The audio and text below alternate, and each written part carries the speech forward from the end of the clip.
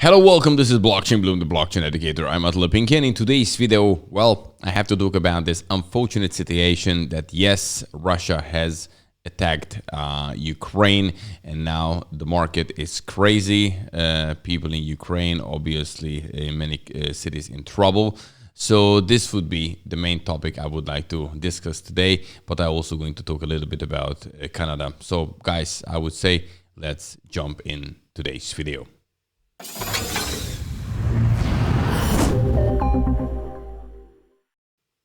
And also don't forget, you have to stay up to date in these difficult times as well. So subscribe simply to this YouTube channel, Blockchain Bloom, to stay up to date, because I put these videos on this channel every single weekday. And also check out the links under this video, because there are many useful ones. Also how to start to invest in Bitcoin and other cryptocurrencies.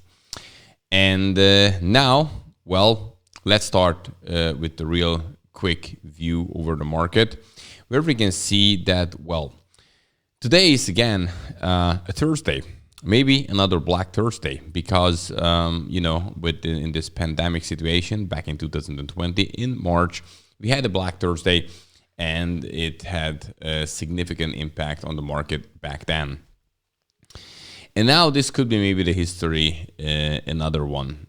We will see how it will play out. But definitely when you're looking at these numbers, that in the last 7 days, Bitcoin is down 20%, Ethereum 24%, the two top cryptocurrencies.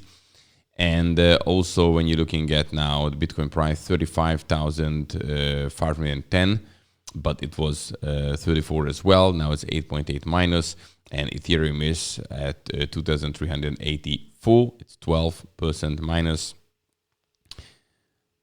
Shouldn't really look at the winners, because no winners at all.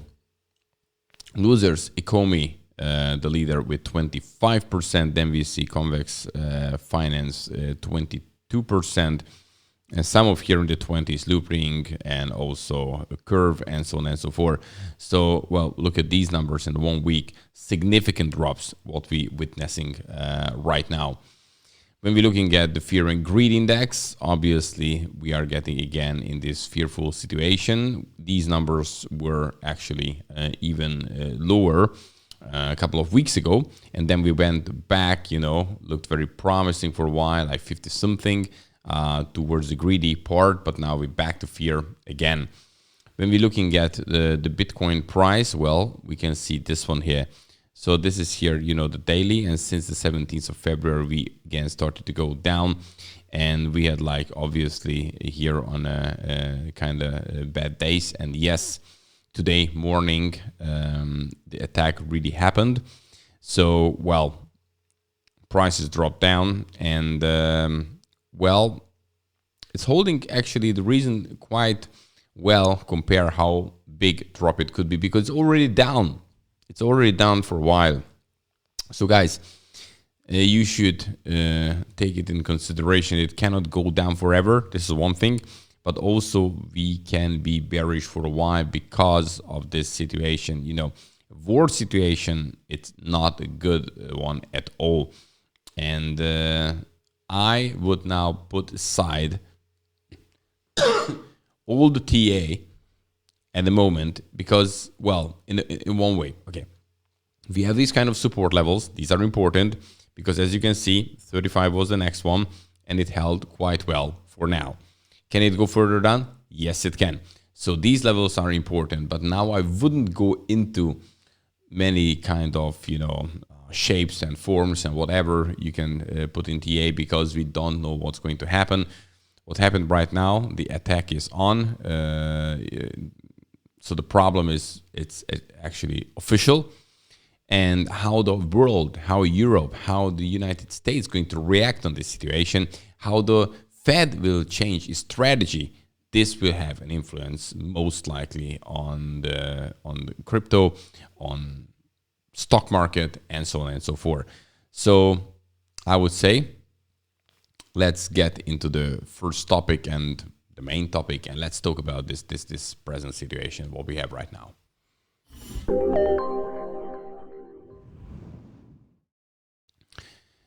Well, it's a really tough one. I think our generation is, not get used to this, because we haven't seen this kind of wars in the recent couple of years, really. But now another one is on, and the question is how long it will take. And it's an interesting thing, because some people, even in Ukraine, welcomed the Russian army, saying that, well, we don't belong here to Ukraine. We used to be like Russians, and we would like to get these, troops to help us and make it again back like in the old days. And this is what Putin is also using as an excuse. But on the other hand, of course, Ukraine would like to join the NATO, and Russia, it's not a big fan of that. So, well, this is the kind of, it's always all about the power. And my worst, I think the worst part is the people, the citizens of Ukraine and even Russia, because guess what? If you are Russian and you now told to be, attack Ukraine, what can you do? You're a soldier, you do that. But, I feel actually sorry for the families, and also back in if you go look at from the Ukraine side, then obviously the bombs are hitting several couple of cities now, even Kiev, and then some other points where innocent people can die, and this is actually the terrible part. I'm not. It will sound weird, but I'm not even worried about crypto right now and these kind of things, because I feel simply just bad about this situation. The people who have nothing to do with this, basically, this is just all about based on politics and the world power and not world, just like generally showing the power and these political steps. And there are so many innocents who, losing the families, losing their loved ones, and all the others. So I think this is the terrible part of it. Market-wise, I'm not that scared, because which goes down will go up. It was always like this. If it's something fundamentally strong, you look at the stock market. There are these kind of stocks. It went down back in 2008. It went back again to the top. Bitcoin, if we believe in Bitcoin and something we think is strong, it will go back. Well, will we have now a period when actually we're going sideways and bearish and even more down? Yes, it can happen. But in long term, it doesn't really change anything. And but what I would like to discuss here is, look, here we have that Russia to size retail deposits if, sanctions go too far. And this is this warning. And this is actually crazy. If you remember this Canadian situation, what I just talked about in the video, even yesterday, for instance, what kind of decentralized authorities, could be the government, could be the bank, or whatever, can have what kind of power to take away your savings? And look, let's get in this one. So in the event of harsh Western sanctions as Russian forces invade Ukraine, retail customers could risk losing their savings. Russian savings could be confiscated in response to sanctions against the country, according to Nikolai Arefeyev, member of the country's Communist Party and vice chairman of the Duma's Committee on Economy Policy. The Russian government can potentially seize about 60 trillion rubles, which is 150 billion worth of US dollar, worth of people's deposit, should Western nation decide to block all Russia's foreign funds. And also he said, in an interview to the local news agency news.ru on Monday. So if all foreign funds are blocked, the government will have no other choice but to seize all the deposit of the population, or 60 trillion rubles, in order to solve the situation. No officially stated, nothing that Russia stores over 640 billion of gold and foreign exchange reserves abroad. And this is with the 60 trillion ruble is about 750 billion. So he also mentioned that the potential sanctions against Russia include the possible disconnection from SWIFT and foreign exchange prohibitions. So guess what? What they're going to do then to survive, they will, simply freeze the accounts and take it from the nation. And this is actually really, really crazy what's going on. So if you, keep that in your bank, and guess what? When people like then try to escape, then, what kind of problems this can cause. Escape in a way that take out the money.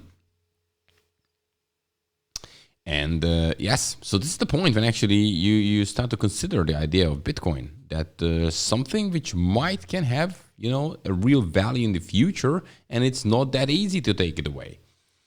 And by the way, on Thursday, the Russian Ministry of Foreign Affairs declared that it would make sure to respond to potential Western sanctions, stating, "Make no mistake, we will respond strongly to these sanctions, not necessarily in a symmetrical manner, but the response will be well calibrated and will not fail to affect the United States."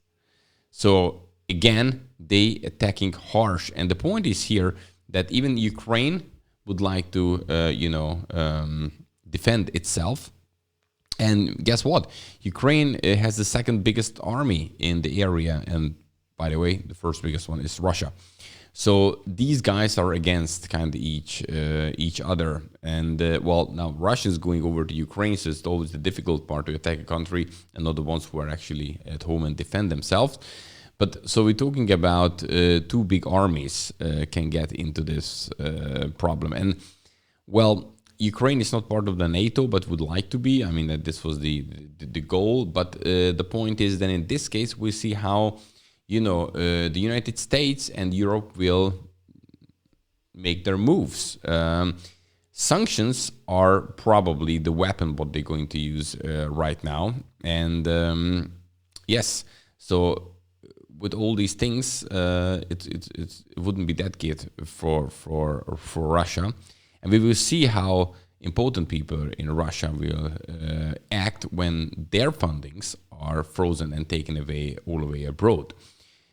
So, what kind of conflicts can this cause in the country itself? So this is like definitely a tricky situation. Also think about the Russian ruble, which hits all-time low against the US dollar. And looking at this number here, look at this, bang, went all the way down, getting weaker and weaker. So would you like to have your money in Russian ruble or, in Bitcoin in this case? Is Bitcoin going down? Yes, it is. Is it going like this?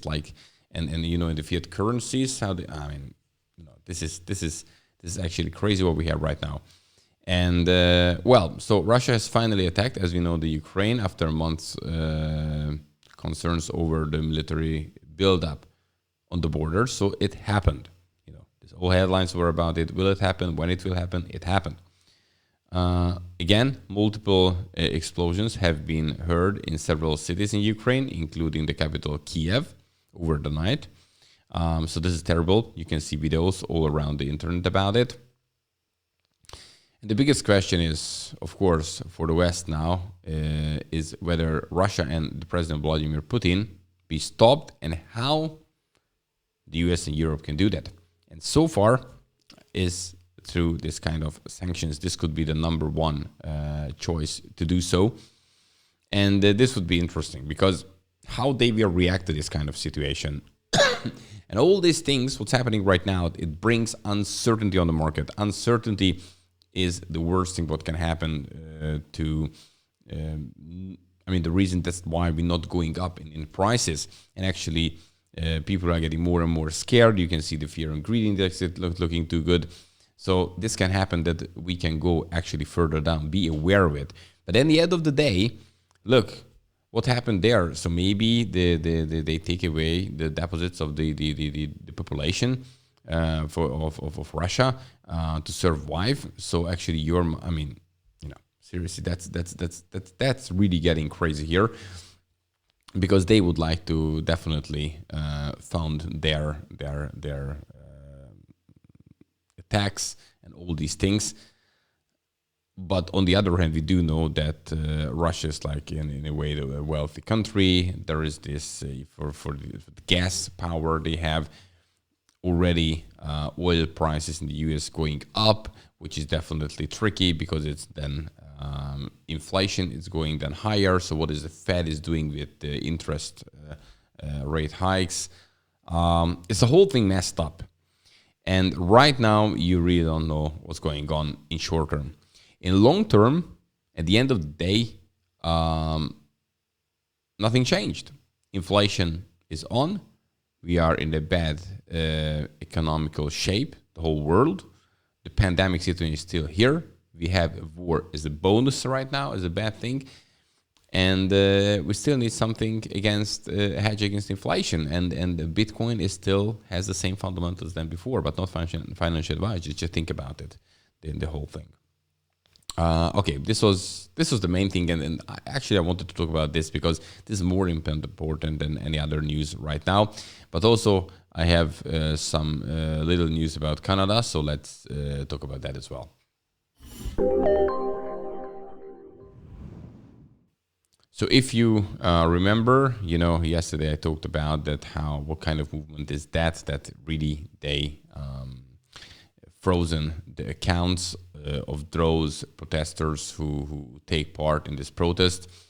And now it looks like, because many people didn't really like it, and I told yesterday how Bitcoin was still in move, why it would be difficult with the money what they have in bank account if it's really frozen.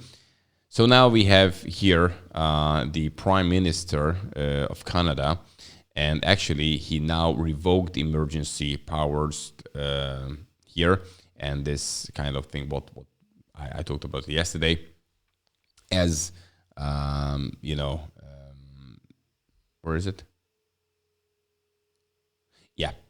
So basically revokes emergency powers after police clear loss of trucker-led protest. So now they said, okay, it's not an emergency anymore.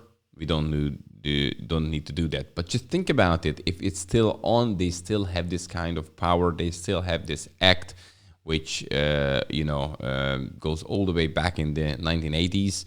But now they said, okay, that we should do something about it, and this is what they used. And if in a country everything is fine, it's okay. But when the country gets in a bad situation, then they're going to use every single tool to kind of survive. And guess what? They have to use these kind of laws, these kind of sanctions, what they do. And again, you are the victim as a citizen of that. You cannot really you can do anything about it. Basically, you have to live with it. And this I think it makes really life difficult to calculate. You have maybe a family, you have maybe children, you are responsible for them, and what to do in these kind of situations. And now bad things happening all around the world. This was in Canada, how they acted. Now see Russia and all these things. Well, it's not looking good in general. Guys, that's it for today. And don't forget, every single weekday I bring this kind of fresh cryptocurrency and blockchain news. And also we have to talk about the world's economy, because it strongly affects the crypto market as well. So it's part of it. So that one as well. And yes, I'm back tomorrow. Don't forget to subscribe to this YouTube channel if you would like to get these news every single weekday, and also like this kind of content if it's important for you. Guys, I wish you an amazing day. Have a good one. Bye-bye.